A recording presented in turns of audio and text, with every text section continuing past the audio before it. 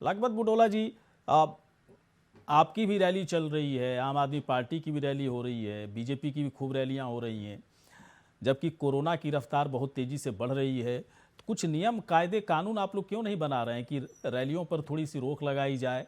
क्योंकि जनता जनता का स्वास्थ्य सबसे बड़ी प्राथमिकता होनी चाहिए किसी भी पार्टी के लिए। जी, निश्चित रूप से जो देश की हो चाहे प्रदेश की जनता हो, हमारे लिए एक एक जो हमारा देश का निवासी वो महत्वपूर्ण है। लेकिन क्या होता है कि आप जानते हैं, कुछ दिन पहले सर्वदलीय बैठक भी बैठी थी, चुनाव आयोग ने बुलाया था। उसके अंदर जिस तरह से प्रधानमंत्री जी आकर के, हम आरोप नहीं लगा रहे और ये हाँ। राजनीति भी नहीं की जाए, लेकिन मैं आपसे कह सकता हूँ कि प्रधानमंत्री जी हर बार कहते हैं कि हम बदलने के लिए, फैसले लेने के लिए आए हैं। तो इस तरह के जब सर्वदलीय बैठक में भाजपा ने कहा हम चुनाव चाहते हैं, जिस तरह से पार्टियां तमाम, चाहे प्रधानमंत्री जी हो, चाहे मुख्यमंत्री जी हो, चाहे तमाम और लोग हो, जिस तरह से रैलियां की जा रहे हैं, उसको आपने देखा गौरी शंकर जी।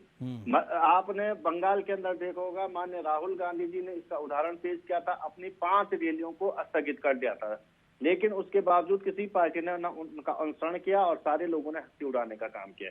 जहां पे चुनाव में लोकतंत्र के लिए एक महत्वपूर्ण प्रक्रिया, लेकिन उससे महत्वपूर्ण मैं समझता हूं कि केंद्र सरकार की जिम्मेदारी है, संवैधानिक अधिकार भी उनको, चुनाव आयोग को ये हमारे पीएमओ तलब कर सकता, तो इस मामले में मीटिंग करके इन चुनावों को या तो स्थगित किया जाए या ऑनलाइन किया जाए या सीमित संख्या में रखने का काम किया। दुर्भाग्य इस देश का है कि 2 साल से स्कूलें बंद हैं, शिक्षा का सारा का सारा पाठ्यक्रम बिल्कुल ही चौपट हो चुका है, बच्चों का भविष्य से खिलवाड़ हो रहा है। लेकिन और रैलियां हो, चाहे राजनीतिक रैलियां हो, चाहे साइज हो, चाहे ब्याह हो, चाहे मेले खेले हो, ये बड़े जोर शोर पे हो रहे, लेकिन स्कूलों की तरफ किसी का ध्यान नहीं है। इसी तरह से परिस्थितियां बिगड़ेंगी। तीसरी वेव के लिए हमारे एक्सपर्ट बहुत समय से कह रहे थे, दूसरी वेव के लिए भी कहा गया, लेकिन हमारी सरकारें चेती नहीं। चाहे वो आपने देखा होगा, चाहे बिहार के अंदर का चुनाव रहा हो, चाहे पश्चिम बंगाल के साथ साथ 4 राज्यों का और चुनाव रहा हो, उसमें भी चाहे केंद्र सरकार की जिम्मेदारी, चाहे राज्य सरकारों की और चाहे चुनाव आयोग की है।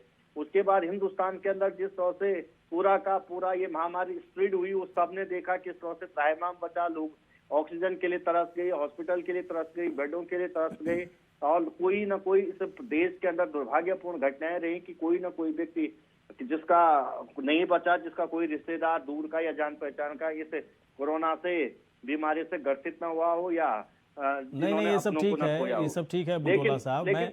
मैं जानना चाहता हूं कि इसके बावजूद आप लोग की भी रैलियां हो रही है ना, प्रियंका गांधी की भी रैली होगी अभी, क्या डेट है आप लोग का? 9 जनवरी को है ना उनका? जी जी जी जी, 2 जगह तो क्यों करा रहे हैं आप क्यों करा रहे हैं फिर? आप इसको बंद मैंने कराइए। आपने बहुत अच्छी बात कही। यही सवाल यदि आज बीजेपी से पूछ लेते, मैंने पूछेंगे ना, अभी आने दीजिए बीजेपी वाले को, अभी आए नहीं। पश्चिम बंगाल के अंदर राहुल गांधी जी ने जब अपनी 5 रैलियां स्थगित की, मैं पहले भी आपसे कह चुका हूँ, राहुल गांधी जी ने बड़ा स्वरूप दिखाते हुए पश्चिम बंगाल के दूसरी वेव में नहीं, मैं तो ये कह रहा हूँ, सुनिए, मैं तो ये कह रहा हूँ बुटोला साहब कि 10 दिन पहले तक, सुनिए तो सुनिए एक लाइन खींचते हैं, सुनिए तो एक लाइन खींचने की कोशिश करते हैं। 10 दिन पहले तक या एक सप्ताह पहले तक, 10 दिन मान के चलिए, 10 दिन पहले जो भी रैलियां हुई, जो भी इस तरह की बड़ी जनसभा हुई, चाहे वो राहुल गांधी की ही क्यों न रही हो, मुझे लगता है कि उस पर बहुत ज़्यादा सवाल उठाने की ज़रूरत नहीं है, इसलिए कि उस वक्त कोरोना की रफ्तार इतनी तेज़ी से बढ़ नहीं रही थी। लेकिन अब तो बढ़ रही है ना,